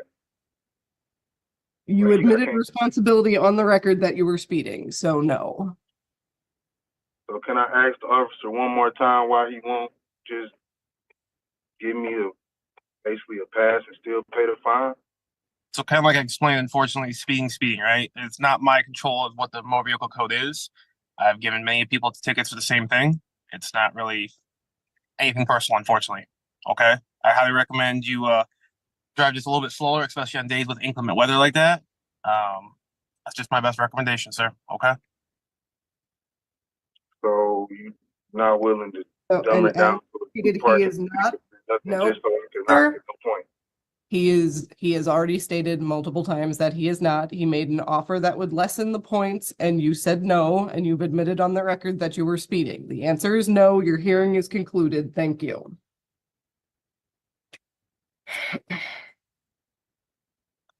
Now calling case number 24S44546668. This is the State of Michigan versus Matthew Clark. Appearances for the record, please, starting with the trooper. Trooper McNeil, State Police. Thank Good you. morning, Trooper. Good morning, Magistrate Bailey, Matthew Clark. Okay, thank you very much. Today is the date and time set for an informal hearing in this matter. What I have here is a citation dated November 21st of 2024 that charges that on or about that date, you operated a motor vehicle on eastbound I-94 at or near Rawsonville Road in excess of the speed limit. It seems you were cited for going 21 to 25 miles per hour over the speed limit. You were clocked at 92 in a 70. You were written for 91 in a 70. So that is why we are here. That is a civil infraction. There is no criminal penalty associated with that. There's no jail time, no probation. There is, however, a fine and points associated with that. Now, it seems, and we are not having a hearing on this today, but the court is taking notice that you are warned about having open intoxicants in the vehicle as well. So, before we get started, Trooper McNeil, was there anything you wanted to say? No, ma'am. Thank you. Okay, Mr. Clark, you have three basic options when it comes to this ticket. You can accept responsibility, that is basically admit that you were speeding and pay the fine. You can accept responsibility with an explanation so that the court can take into consideration any mitigating factors and potentially lessen or eliminate the fine, not the points. The court has no control over the points. Finally, you can deny responsibility, that is, deny that you were speeding, at which point the court will swear in both sides, take testimony, and make a decision based on preponderance of the evidence, which is a 49% to 51% standard. So, do you understand your options this morning?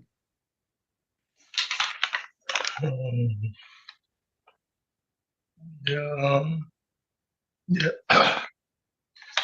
I just was trying to see if there was an option to avoid points by any means.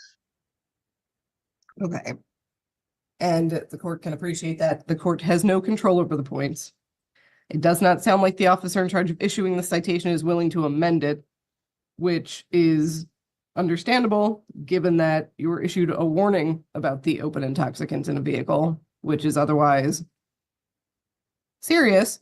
So Yes, ma'am. I understand, Trooper. I just growing up, I'm maturing and understanding that there are a multitude of things that happen when I speed. So I just was trying to look for some type of reprieve. Even if I had to pay a higher fine, I would be fine doing that. I just was trying to see if I can avoid the points, if there's any reprieve or any leniency in the side trooper. Trooper McNeil, you have something you want to say? Yes, ma'am. Similar to the last one, I'm willing to reduce it to a 2-point violation. He has a little bit of a driving record as well. Driving behavior wasn't great. We talked about how I could easily cite him for careless that night, but I did not. But I do understand, especially with insurance, so I'm okay with a 2-point violation if the court finds that satisfactory. Okay, so, sir, the officer in charge of issuing the citation is willing to amend it to one that is, you said, a 2-point violation, Trooper? Yes, ma'am. I don't know if that's 11 to 16 over. What? Yeah, I believe that would be 11-16 over. I'm okay with it. Okay. So, Mr. Clark, are you willing to accept the officer's offer? Yes, ma'am. I appreciate the thought and consideration. Okay, thank you. So, and then one thing was on my mind, Trooper, if you don't mind, your magistrate. I just was I wasn't brake checking you when we were getting off the freeway. It just that turn is pretty aggressive, and as you of course, while we're here for speeding, I just wanted to get down to my speed. So I kind of, when I first saw you on my rear view, I didn't even know you were an officer. So, you know, that was also on my mind. So just coming around the corner, I just, you know, I put on my brakes and I kind of see you kind of, you know, be affected by that. Because nobody wins, man. So I just wanted to, you know, get that credit to you, officer. I appreciate that. Thank you. So, Mr. Clark, you are to be sentenced to pay the fines and costs on the reduced charge of 11 to 15 over. Okay. Call the court tomorrow, talk to the clerks, they'll tell you how much you owe. Okay. Okay, thank you. And your hearing is concluded. You're free to sign out. All right. God bless you guys. Thank you. We'll call People versus Catherine Anderson, file 2389 of 2024. Ms. Kreinbrink is here on behalf of the defendant. And good morning, Ms. Anderson. Good morning, Your Honor. Good morning, Ms. Kreinbrink. This is the date for sentencing on the defendant's conviction of disorderly person jostling. And Ms. Kreinbrink, have you had an opportunity to go over the pre-sentence report with your client? Is it accurate and complete? It is, Your Honor, and we have had a chance to review it together. That is a conviction I would not want on my record. I would not want to be charged with jostling. It just sounds wrong. All right, then if there are no changes to the report, then what else would you like me to know? Thank you, Your Honor. I believe my client wishes to make a statement as well. But Ms. Anderson, throughout the course of this case, has handled it very seriously. She's been a model client in terms of communication and also essentially deciding what would be the best outcome in this case for her. As the court knows, this was scheduled for a trial and then resulted into what I think is a very favorable plea agreement for my client. She has, as the report indicates, a great job with DHHS. Even with this conviction on her record, she's been able to maintain her job. As you can see, she has the support of her family and her husband. And notably, she also has no criminal record. So I think on this day, which my client will tell you, it resulted into an altercation. And I believe in the report, she provides a detailed explanation of her version of events and what transpired this day. But certainly I think this is an isolated incident. Again, she has no criminal record. There was no alcohol or drugs involved in this particular incident. Which kind of makes it worse. And I'm confident that the court will not see her again. And so I would just ask the court respectfully to adopt the recommendations with no probation. This incident took place back in June of 2024, and my client has not had any violations since. So thank you, Your Honor. All right, thank you. Ms. Anderson, I would like to hear from you. Is there anything else you'd like me to know? I would just like to read what I had wrote. So I'd like to say sorry for my actions of engaging in a verbal argument. I have learned from this experience and I'm trying to move forward at this point for the sake of Hadley. I have addressed this issue in therapy, which was evident in one of the character reference letters I provided, and will continue to work on bettering myself. I made a mistake by engaging in a verbal altercation, but that is not who I am, which I believe is represented in the several other character reference letters that were submitted to the court on my behalf. So thank you for your time for allowing me to speak on this matter. All right, thank you. Ms. Barshev, does the victim wish to address the court? Yes. Okay, if you could please have a seat right here, Ms. Anderson. Hey, good morning, and you are Ronald DeCamas, is that correct? Yes, sir. Okay, I have read your victim impact statement, and I would like to hear from you. Is there anything else you'd like me to know? Oh, yes, sir. Okay, go ahead. Okay. I'm a veteran that served in the Persian Gulf and the Iran Iran-Iraq war. I've never felt more uneasy and unsafe as I do back in my own country now after this has started. I'm figuring if she did attack a disabled vet and a senior citizen, what would she do to a 4-year-old child if the child didn't listen to her? I wake up at about 3 o'clock every morning with night tremors, cold sweats, which has triggered my PTSD to be worse. I fight the urge to call my daughter at that time to make sure my granddaughter is safe. All because of Kathleen putting her hands on her. I am afraid for Hadley's safety. If Kathleen, okay, I already told you that. I have concerns which Hadley has expressed to me multiple times of her feelings of not feeling safe around Catherine. The overall aggression of Catherine towards my family has created disturbance within our home dynamics. More recently being informed of CPS regarding Catherine as a suspect in the physical and verbal abuse also increases my fears for her. Way she has changed my life on there, I've gone through x-rays, MRIs. The one x-ray shows a fracture in my spine from it, in the lower one, L1 through L5. The MRI showed a ruptured disc in my back. I used to be able to go out, do a lot of things outside, hunt, fish, everything normal people like to do. But when I walk, that lowest part of my spine now is weak. It'll pinch the nerves. This hits close to home. Down I go. So a lot of the stuff I used to do, I can't. I used to cut 10 to 15 cords of firewood a year to heat my house. I can't do that anymore. I have to go out and buy propane to heat it. I used to garden. I can't do that. All of our stuff we have to buy at the store now. So it has drastically changed it. I have to pay people to come and do stuff such as build my building up, fixing my truck. Even when at the church, I used to do a lot of work for them. I can no longer do their grass cutting. I still try to do their shepherd's table every week. And we field 165 people. And that's something I enjoy, helping the underprivileged. And I've gone out, used to go out and do a lot of other work for people that couldn't afford it.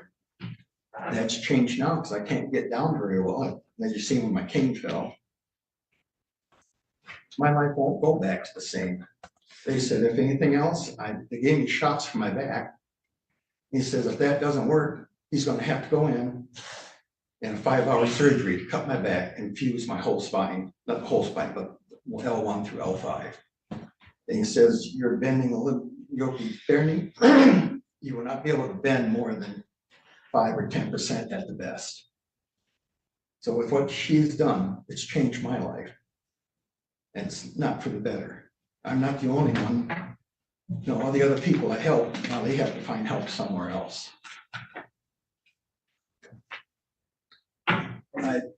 She's even made calls when we were out in Iowa seeing my son.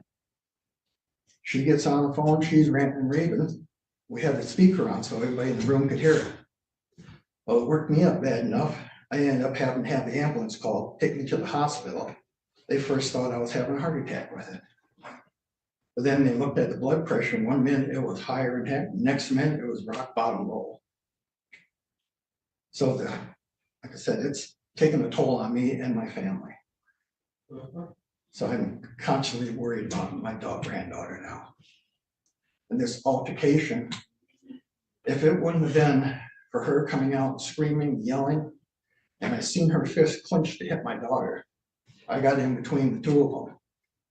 So there's no one has the right to hit my daughter or anybody else, or lay your hands on somebody else in a forceful manner. I feel that she should be made held accountable for it. I'd actually like to see her set in jail for 30 days, but I would like to have her go through parenting classes. I would like her to do anger management. The other one here was, and until respectful request until that she has completed all these classes, I would like supervised visitations. So I know that my granddaughter will be safe. And I would like to request that these classes she takes would be out of Grand Traverse County. With her affiliation with DHS, I have a feeling somebody would just gun deck it right through there and push it through.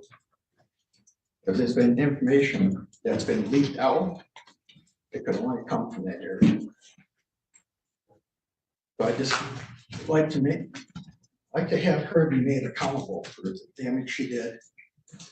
And therefore, with me not being able to go back to my life like it was. Thank you for your time and allowing me to speak my mind. All right, thank you, sir. This, if you please come back up to the podium, Ms. Anderson and Ms. Primebrink. This is sentencing on the defendant's conviction of disorderly person jostling. It was originally charged as an assault and battery case. The facts are that the ex-boyfriend of the victim's daughter decided to meet up with, well, he was invited to meet up with the daughter, Amber Wood, at a restaurant, along with her family, Mr. Ducavas and others. And unfortunately, the ex-boyfriend decided to bring Miss Anderson, or Miss Anderson decided to, on her own, to come. I don't know which it was, but I think everyone would agree upon one thing, and that is that that was a terrible decision, given all of the dynamics, the custody issues that were going on at the time. And I appreciate that in her statement to the probation office, the defendant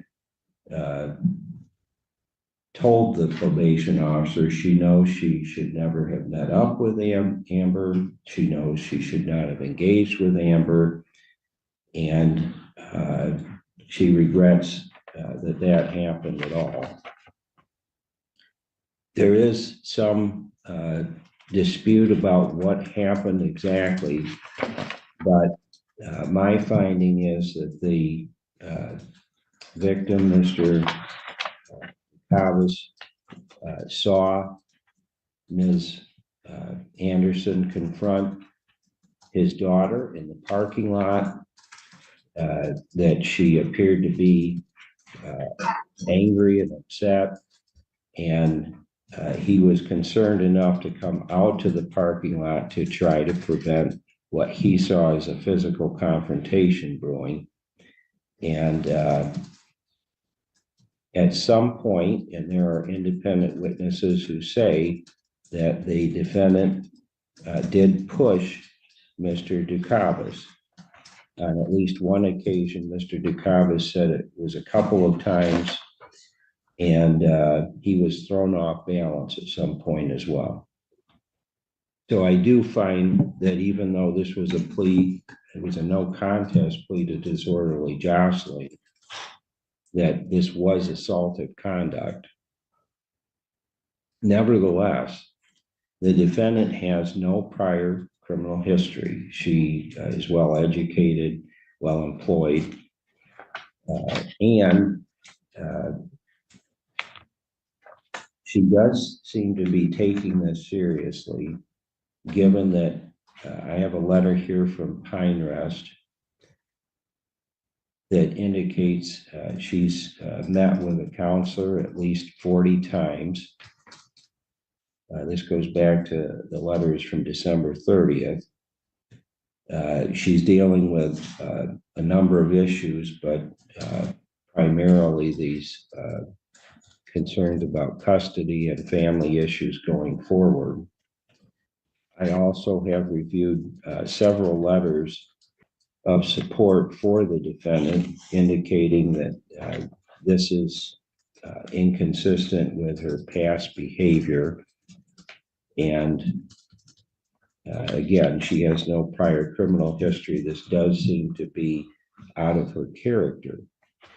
But what I will say is that Mr. Dukakis's concerns about his granddaughter, and knowing the way you behaved on that one occasion at the Applebee's, would give anyone concerns about you being in charge of their granddaughter, who is 4 years old at this time. Those concerns are real.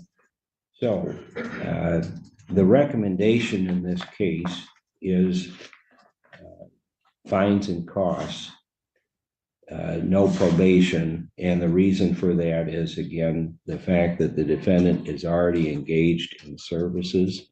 I know there's going to be future hearings in the family court coming up in February regarding the custody issues. But I agree with the probation office that the services that the defendant is currently engaged in are exactly what this court would probably order if we were to place the defendant on probation. I do agree with the victim that there needs to be some form of punishment, if you will. What he says in his victim impact statement is she needs to think about what she did and her effects on him and his family. And what I'm going to do is, as a non-probationary sentence, order that the defendant complete 40 hours of community service work. Not enough. I'm sorry, but his injuries are permanent. She may not feel like she did much in what happened, but his injuries are kind of similar to mine. And I know how debilitating that is. What he's talking about is extremely painful. It is incredibly debilitating. And it does nothing but progressively get worse. She caused it. She deserves to go to jail. The fine is going to be $100, costs are $300. There's a $75 Crime Victims' Rights Fund fee, $50 judicial system fee.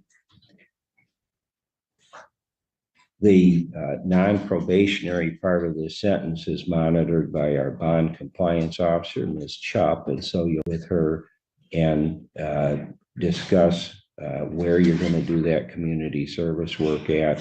But I think there needs to be some real period of time for reflection about how this has affected the entire family.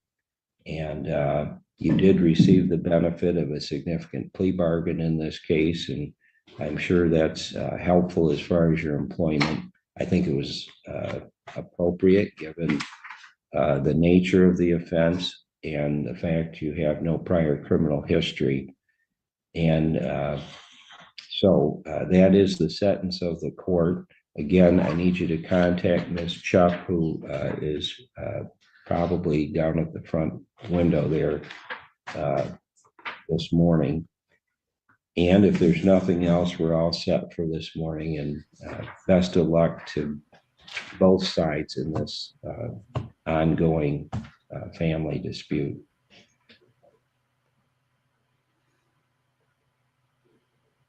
Yeah, it makes me very angry as well, if you didn't notice.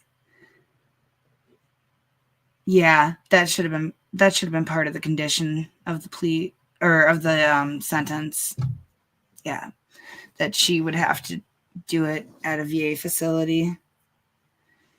Hello, Amina, aka No One. You are not no one. You are someone special. Welcome. Yeah, 40 hours. That was not enough. I did not like that sentence. But I think he was, I mean, he has the same chart. You know how they have in Kansas where they've got like the grid boxes and they play Battleship to determine what the sentence is. They kind of have something similar like that. And she had no past history, and this was a one-off because she, had a jealous fit. I don't understand it. I don't get it. And it makes me mad.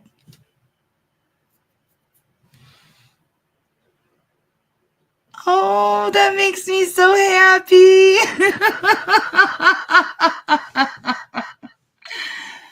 Oh, I love that.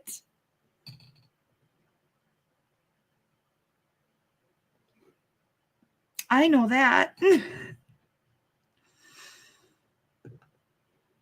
Papa Henry, he was a vet. Come on, Papa. You guys, most of you have seen Papa Henry, but the tape's stuck. Hold on. Papa Henry was in Desert Storm. Love that man. I miss him. I miss him so much. He was in Desert Storm. He was a disabled vet too. As you can see, he's got his fancy chair. He always had to have the best. And his Chicago Bears socks. They weren't the best.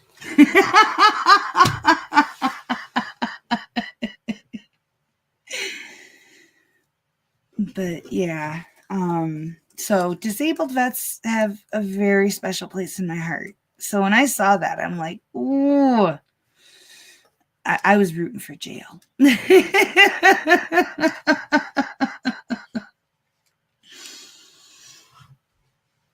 Yeah, he was a special guy. We used to have so much fun sitting and talking, and I etched glass, and I would sit there and I'd etch glass and just sit under the canopy with him. Everybody else would be barbecuing and pool partying, and I just wanted to spend time with him. He told the best stories. He always made me laugh. And he had a very dirty mind. He always cracked me up with his jokes. Yep. He told some of the most sailor jokes I've ever heard. I can't remember any of them, but I just remember that he had me cracking up all the time.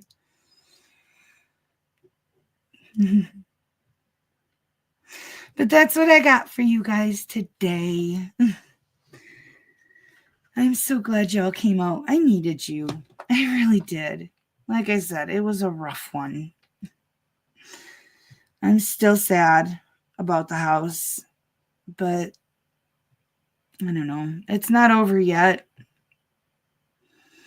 I just need to find a probate lawyer that'll work for sort of free until it's settled, and who's willing to take it on, and $150,000. I mean, there's not too hard, right? Yeah. Oh, I don't want to let that house go, but I don't know what else to do. And I love you guys. I love every one of you so much. You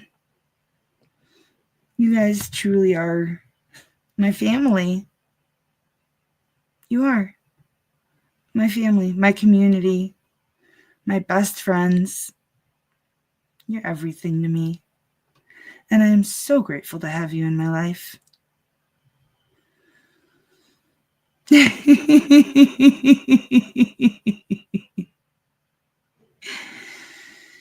Yeah. I know it's not going to happen. But 6 generations, a 350-year-old home. Like, how do you say goodbye to that? Like, I found a picture. I think I showed it to you guys already. I mean, I found a picture of a girl that looks identical to my daughter. And the personality is the same too. And I found out her name through ancestry.com, and my mom's 2 cousins, they went on a mission. It was amazing. Her name is Meta Erna Trallo. This girl that looks so much like my daughter, her name is Meta. I found, oh man, I'm going to have to do a stream that where I bring up, because there's thousands of pictures from 1920, the 30s, all the way to the 50s. Thousands. Like, I have boxes and boxes full of pictures. And some of them are so old, they have that like iridescent shimmer when you move them. I've got tintype photos. Oh man.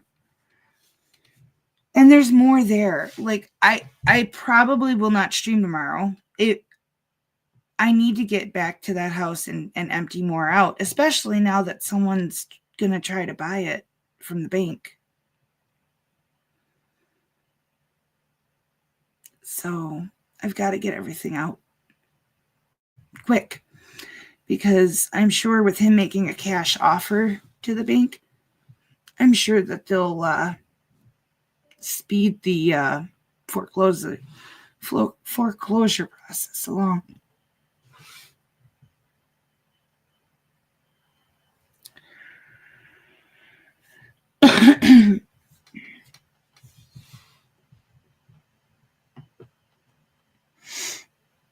I know it is.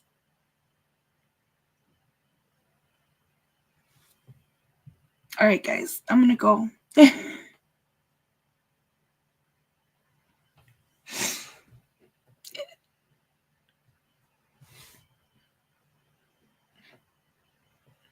All right, I love you guys.